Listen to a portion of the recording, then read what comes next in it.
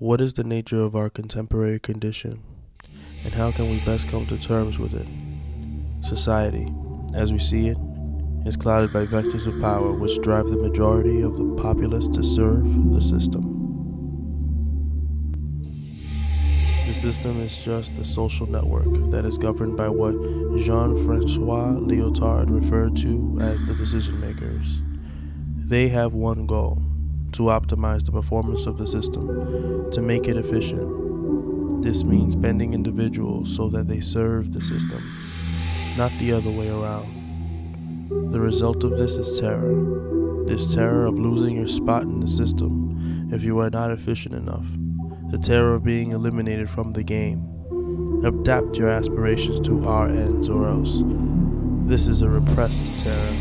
Who really thinks of themselves as a victim of the world when dwelling on your position in life will affect your efficiency in that position? The arrogance of them.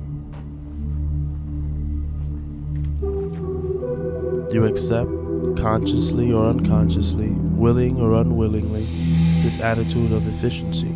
You have become arrogant towards yourself, towards others.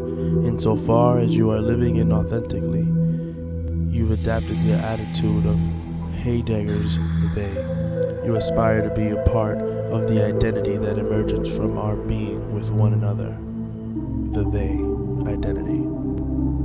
This being with one another dissolves your own Dasein completely into a kind of being of the others, in such a way, indeed, that the others, as distinguishable and explicit, vanish more and more.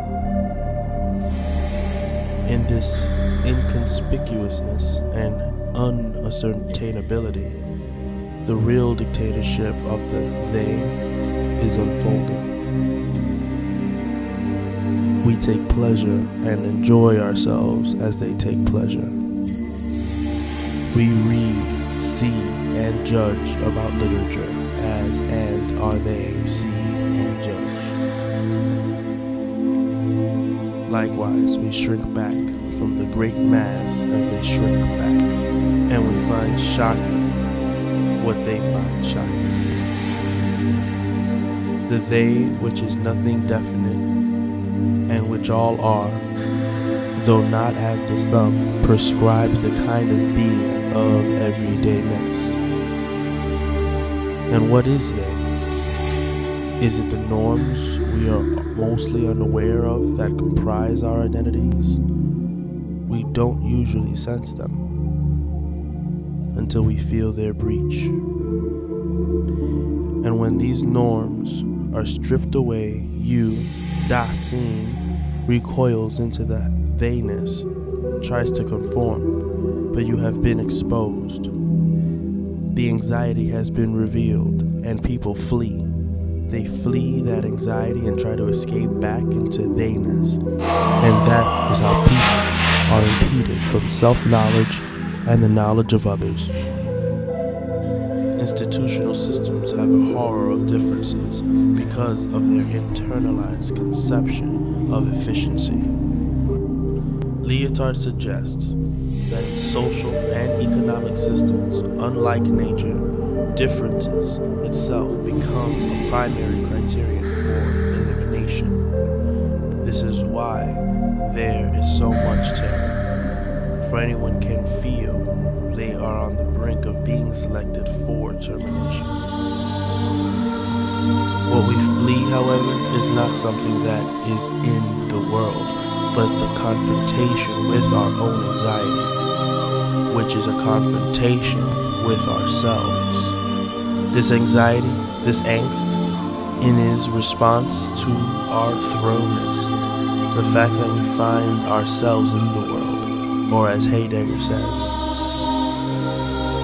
that which anxiety is anxious about is being in the world itself. The problem with our being in the world is that we find ourselves in a world we did not make, with roles assigned to us that we did not choose. What is the meaning of life then, if who you are is not intrinsic to yourself or your situation? The common response, you see, is for people to flee into theyness. You try harder to belong. to take your role seriously. You try to flee your anxiety by running from yourself. You flee your anxiety, but you should not. Once you've become aware of it, it becomes a double-edged sword. Your anxiety could either drive you into inauthenticity or undermine the cover-up of your Dasein's true structure, making authenticity possible. Confront your anxiety and it would tell you something about who you really are, who you really can be. Sankofa. You cannot know where you are going if you don't know where you have been. Attune yourself to your anxiety. Feel uncanny. Let it pursue you. It happens to many people and they continue to flee into the they-ness. The specter of the uncanny, which may serve well to unite with your Dasein, is home to powerful and frightening ideas, particularly to your being with the other, norms. And so people flee. What is the answer? But a new kind of anxiety? Anxiety is most a problem when you respond to it by falling into inauthenticity, attempting to escape your anxiety into they-ness. You need to confront the ever-present possibility of your own non-being, which is to say, the ever-present possibility of your death. It is the one thing in the world that is intrinsically and uniquely yours. It is your escape from they-ness. It is the path of your individual destiny.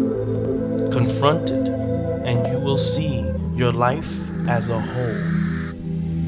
Once you enact the process of being towards death, you can become futural.